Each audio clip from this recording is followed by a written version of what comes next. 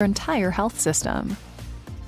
Count on Eggplant to streamline quality assurance for your systems and processes to improve patient care, increase test coverage of critical EMR workflows, assure regulatory compliance and revenue capture, and optimize resource management, all while reducing costs and risk. Request a free trial of Eggplant, and you'll soon wonder how you ever performed quality assurance without it.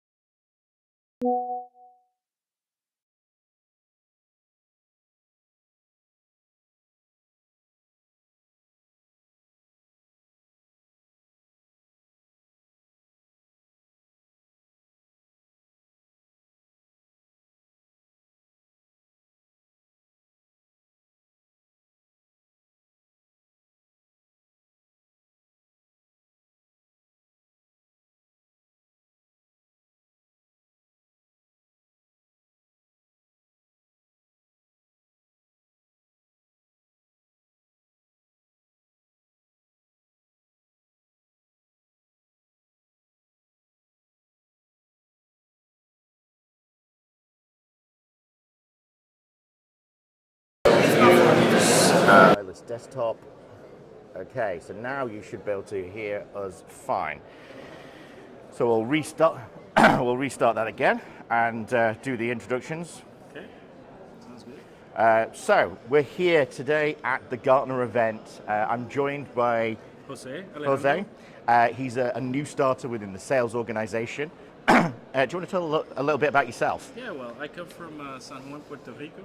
I'm currently living in Denmark, and I'm covering the Nordic, Benelux, Spain, and Portugal region. Okay, wonderful. So that's good. We're just going to check audio. Hopefully, we will be able to see if we're still here, or the problem with teething problems of live streaming and then not actually live streaming because of audio. Okay, your audio is correct. This is the great thing about having connections to live streaming. So we are here and we can be heard now, which is great. So tell us a little bit, because you're wearing the Oculus Pro, which is what people can actually see on the screen at the moment. And obviously it's got the pass-through mode, which you're seeing at the moment.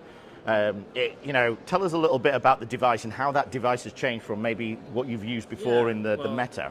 Personally, I have an Oculus, or not an Oculus, I have a Quest 2 at home, which is very similar, but I can actually see through the pass-through.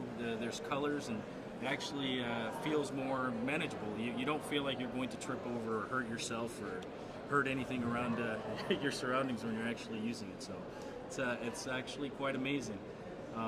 And it's way more comfortable than the Quest 2. I can definitely confirm that. So, and the balance is there, and I think part of why we're talking so much about mixed reality over virtual reality is we all have had experiences in VR, right? And we maybe your first experience was on a roller coaster app or something like that, and it made you feel nauseous, right?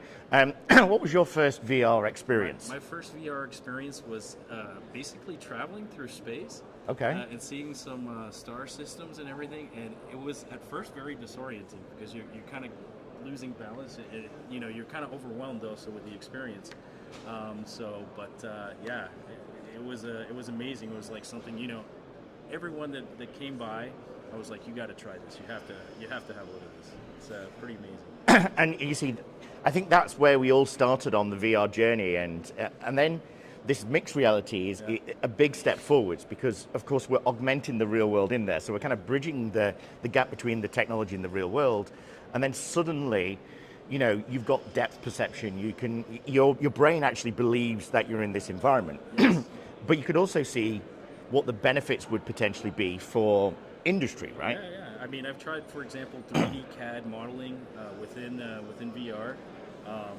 Creativity, not only that, but art and all sorts of other things. Quite amazing. And so what's really interesting about the underlying technology, and of course why we're showing you this today, is because Eggplant was the world's first automation tool to actually natively support the Oculus Pro and also both the Meta Go, Meta 2 devices. So, the Meta family we support, and we can use our computer vision to actually identify objects in that environment up to 120 frames per second, which what the Oculus 2 brought to us. Of course, this device is more of a professional development kit, so it's a slightly less refresh, which is why it's flickery now. You can probably see the 72 hertz downstreaming that instead of the 120 frames per second, which you get from the other devices. But being able to run not only computer vision to recognize objects that exist in that three-dimensional environment, but also the ability for us to actually interact with that. So, with that said, I'm going to kind of let him take the headset off for a second, and come back to the real world, which is definitely worth a bit of time. And I will, increase the size of us on the application. So let me just quickly. Everything is live, and you can definitely tell it's live because we're doing it in real time. Right. Whoop. Move my phone down there as a new way of identifying how to. All right. So we go full screen, and now you can see us actually talking, which is good. Right. So now we've got rid of that device out of the mixture, and you're back into the normal reality. Back into the real world. Back into the real world. Oh, move that down there. So, Gartner. What kind of customers have you seen since you've been here? What's the conversations that people have been having? It's been a varied view. We've had everything from a lot of financial institutions, a lot of insurance companies, but also defense, who are very, of course, focused on having on-premise testing and doing testing where it's secure from their perspective. Also, different companies like Lego, for example, was also there, which was also quite interesting. Me living in Denmark, living not far from Lego, I know that they do a lot of games, a lot of software for doing 3D modeling of their actual kits and making their instructions and whatnot. So I think it'd be quite exciting to have that kind of customer in. So. And you mentioned yesterday about 3D printing. So, I love the fact that obviously we are here at Gartner, and the hype curve has, of course, the biggest item is the metaverse, 7-year runway on that. But it is at the actual pinnacle. But if we think about things like 3D printing, we think about NFTs and decentralized internet for Web 3.0. We talk about these kind of new interactions, these immersive experiences that we're trying to get with VR, MR, XR, AR. Of course, Gartner is the birth of maybe all of those acronyms put together. But it's really interesting that we're seeing people having conversations about this kind of technology and how it might apply to their organization. Well, not only that, but also putting it into practical use, right? So, 3D printing is, started out in infancy back in the day. It was kind of like a very niche thing. Some folks are doing it to kind of do some novel ideas and maybe small things. But you've got companies, even like, for example, my former employer, the U.S. Air Force, is using it for printing components in situ in situations where they need a component immediately. Yeah. So a lot of practical uses. And I think that's what's interesting about the birth of the 7-year runway, right? Is we know, and the keynote on yesterday with was around the metaverse, and they were kind of saying V1, right? And we've heard this before, like Industry 4.0. We were talking last night about things like autonomous, mining things. Yeah, and we just actually had someone coming from South Africa saying, do you do autonomous, mining, and then you've got the opposite side of it where people are just, healthcare, military, I think generally they're on that 7-year journey, and they're really just wanting kind of advice around, well, how do they make sure they protect it, they test it, and it works as expected? Yeah, and a lot of times, of course, they require testing. There's a lot of software that's involved in a lot of these industries. Same thing with 3D printing. And just like any other software, they have to go through that development process, and there will be issues. So they need testing. And it's funny because a lot of people who have come in, it's interesting because usually, at an event like this where the CIOs typically are coming in and saying, well, what do you do? The question now is, how can you help us test? They know there's some pain points around testing. And part of it is they want to kind of understand, what the best of breed is, how we can guide them through that adoption. And then more importantly, the value they can save. A lot of it is still manual testing, right? Yeah, I think the best thing is to kind of make it relatable to them from the perspective of this is a benefit that it'll bring, and having a way of linking to what their needs are in the business side, and what this actually brings as far as return on investment. Sure, and you've come from The business side, yes. Yeah, from the business side, but actually you also been involved in some low-code stuff as well. Yes, I have with With Mendix. Mendix and Siemens, and actually as we look over the view, there's a lot of conversations around low-code. There's a lot of conversations around security. Yes. I think this is thing we actually had a presentation yesterday around quantum computing, Yes. which was very interesting. We've had people from like the Royal Mint telling us about how they've adopted things like Agile and DevOps, and they've kind of the lessons that they've learned.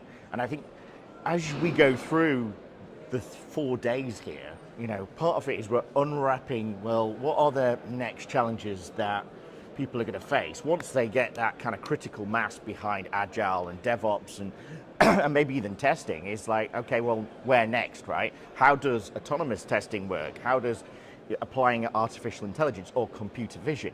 The questions start asking, and they're looking at how they expand from doing the very simple use cases where they might have started off with some open source tools, and then they're thinking, okay, well, how do I get to that next level? And they're looking at their peers, especially from a CIO perspective, to say, what are you guys doing? Yeah, what are the differentiations? Yeah, what new techs have you tried? And it's not just a technology thing. We know because Gartner, in essence, created the people, process, and technology aspect. People are asking that. What's the cultural shift to adopt model-based testing? What's the cultural shift to think about things like digital twins and how that's applied from a process and then the underlying technology that's associated. And they kind of want to hear, the good, the bad, and the ugly, right? Yeah, exactly. Yeah, and how that can actually impact the business. So. Wonderful. Well, anyway, we wanted to keep it short. We wanted to kind of give you a bit of an update. We're actually the next live stream. We're going to be joined by Paul Gerard, and we're going to be talking a little bit about kind of maybe the future and what we're seeing there. But I want to say it's been a pleasure. Thanks, man. It's been fun. We've had fantastic. So everyone who's here, make sure you come past the booth. Try on the mixed reality stuff for yourself, and ask us and find out more. Yeah. We'll see you. Bye. Thanks.